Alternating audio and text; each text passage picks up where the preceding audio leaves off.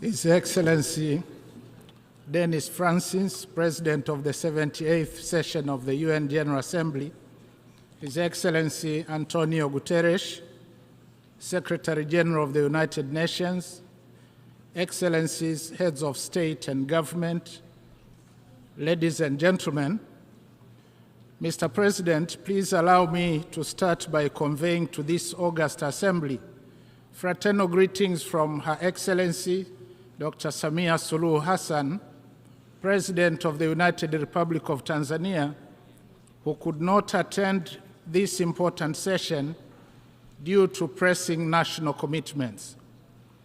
It is a great honor and privilege to address the Assembly on her behalf and for the people of my country. I also wish to join those who have spoken before me in congratulating you, Mr. President, on your election to preside over the 78th session of the UN General Assembly. I pledge Tanzania's full support to your presidency. Similarly, I wish to pay tribute to your predecessor, His Excellency Kaba Korosis, who successfully steered the 77th session of the United Nations General Assembly. In the same way, I commend the Secretary General and the UN Secretariat for dedicated service to humanity in the face of many daunting global challenges.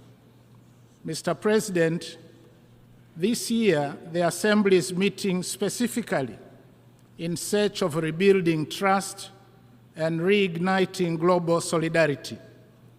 However, for decades now, the persistent voice of the Global South calling in the wilderness make straight the way toward peace, prosperity, progress, and sustainability for all has fallen on deaf ears.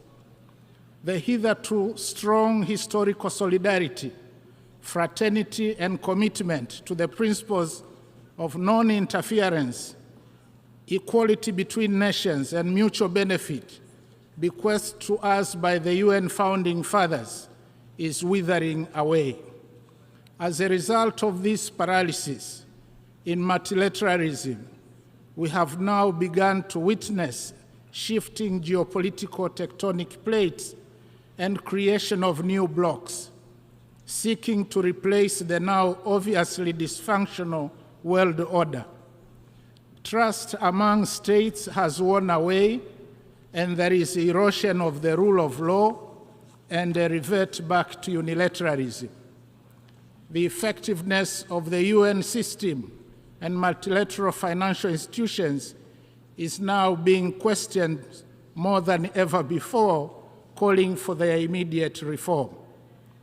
All this is happening at a time when the world is reeling from the aftershocks of the COVID-19 pandemic, relentless wrath of climate change, horrendous armed conflicts, global food insecurity, looming energy and debt crisis, as well as stubborn poverty and growing inequality. Furthermore, implementation of the SDGs 2030 has been disappointing, mainly as a result of unfulfilled promises of finance and technology by the global north and limited fiscal space